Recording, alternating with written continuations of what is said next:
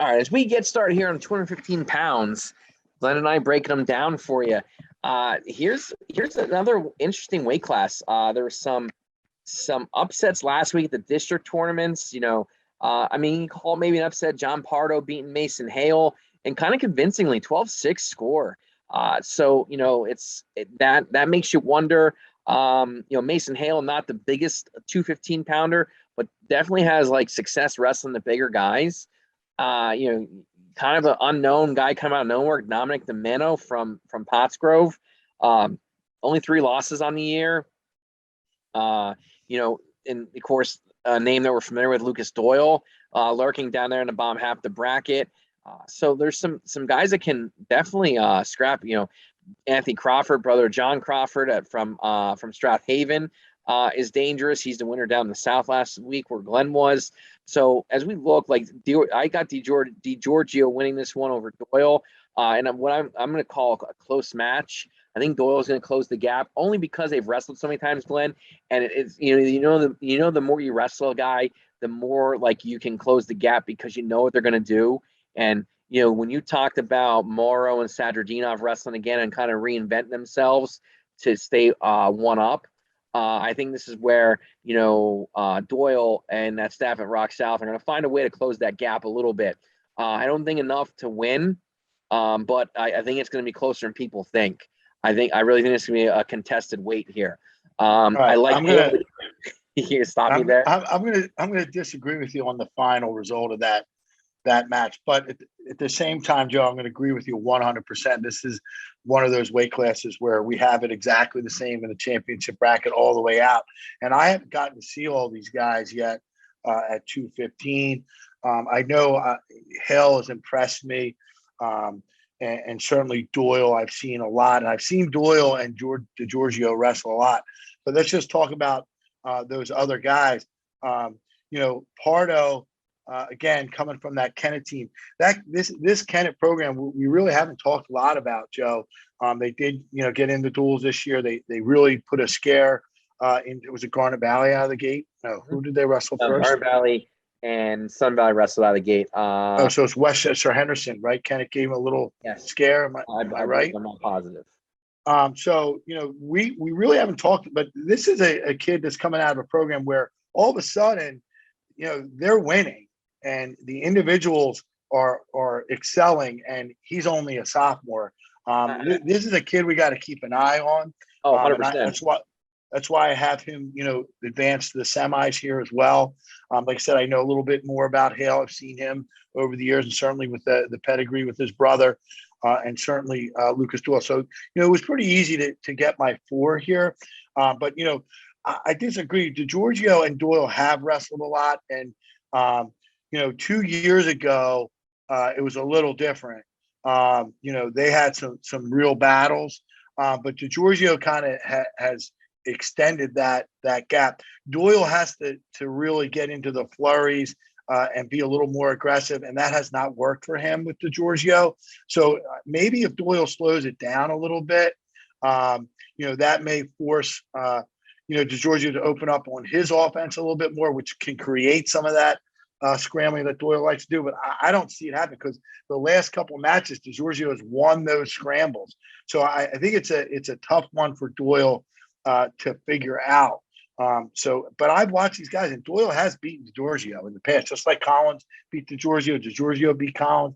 I think Collins beat Doyle. It was one of those. These guys had some great rivals. These are ones that you look back over the years and you'll say those 3 guys, were amazing when they were in the same gym, in the same weight class. So I see it the other way. I think DiGiorgio here, is riding really high on his season. I think he has a pretty lofty goal, to get back to states and get higher up on the stand.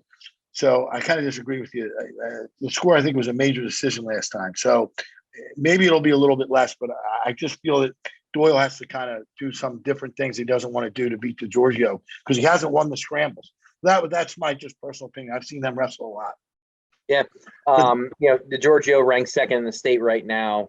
Lone loss to Pavla Cheko, I believe that's how you say his name, from State College. Yeah, at ATR. Yeah. Yep.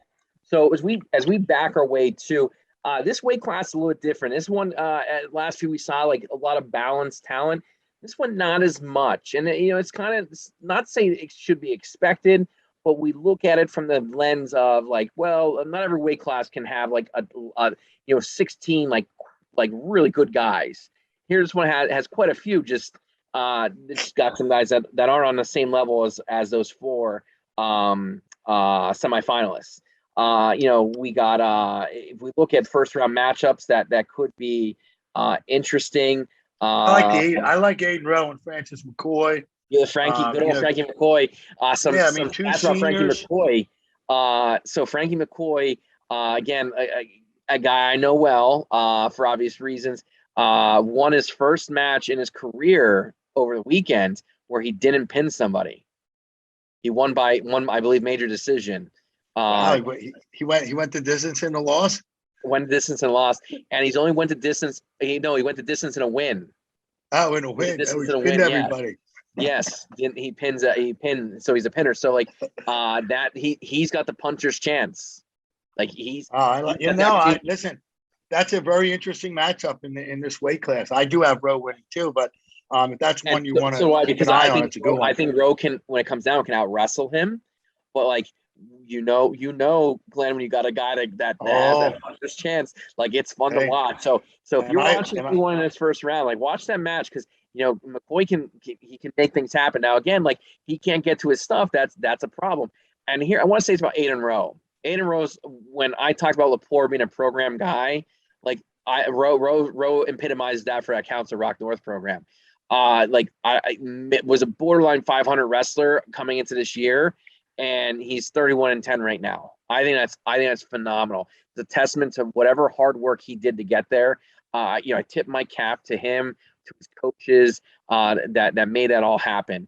I think it's awesome. Like, at the beginning of the year, I was a little skeptical on him, and he kept winning matches and, beating better guys. And I'm like, wow, like, he's really, and then that Council Rock North team, it's just struggled a little bit as a team. Like the three mainstays were Semmett, Burke, and Aiden Rowe, guys that were going out and winning day in and day out.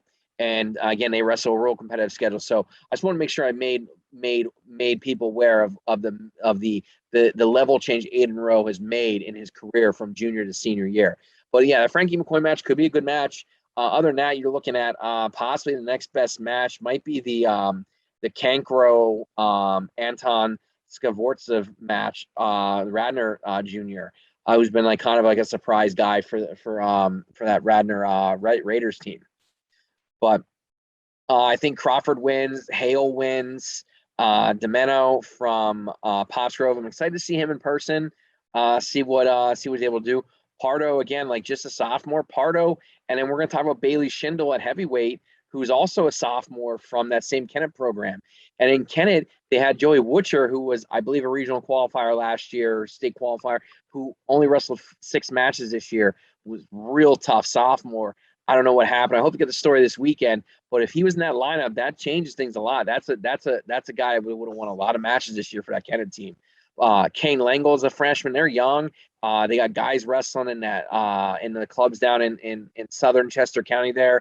I believe some might even go to Black Sheep, which is out of Delco. So like they have options, and they got guys coming into that program from their youth as well that had to have experience. Got Kanker winning, like I said, I have Rowe and Doyle. So Glenn, if you're good, I'm ready to drop down to that. Yeah, no, we have it the same way up top. All right, so we look here. Some of these matches here, I got McCallman from Cheltenham. Shout out Rob Wennick, coach there, getting the win. I got Laird from Sun Valley beating Raymond. Bernstein losing to Skvortsov from Radnor. I got McCoy beating Senkow. And then Crawford and McCoy, a matchup from earlier in the year in which McCoy won by fall. I got McCoy winning again, even though I really like Crawford and the way he's wrestling this year. If he's not careful, like this is what happens, especially at this level, when you got a guy that's going to throw everything he's got at you. Domeno and beating Skvortsov.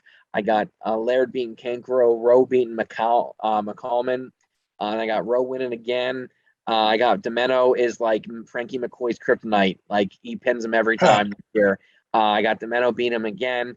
And I got Hale and Pardo both winning at Conti semis. And I got I'm taking Hale on the revenge tour, beating him for third place. And then Rowe beating Domeno and, capping off a nice senior year by making the States.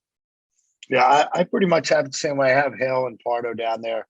I'm not 100% sure who's going to win that one. I am impressed with Hale, so I'll go the same route here and agree with Rowe as well. So I think this is one of the weight classes, Joe, we're really kind of in agreement because, there is a little bit of a difference, with a couple of these kids up top, and we know these other guys. So it would be refreshing to see a couple upsets here and there. But I really think the top five we have right, Joe. I agree. Again, quoting you from the beginning when you said the best guys are going to wrestle through and win and get their way through. If they perform, this is that in action. I think these six guys are the six guys in this best weight class. The six best guys in this weight class. It might unfold a little different, but I think these are six guys that'll be there on Saturday Night Wrestling, going to States, or five of them punching their ticket to go to States. Agreed. So we'll close the book here on 215, and we'll go into the big guys, as Glenn, I like to call sometimes the dancing bears. So,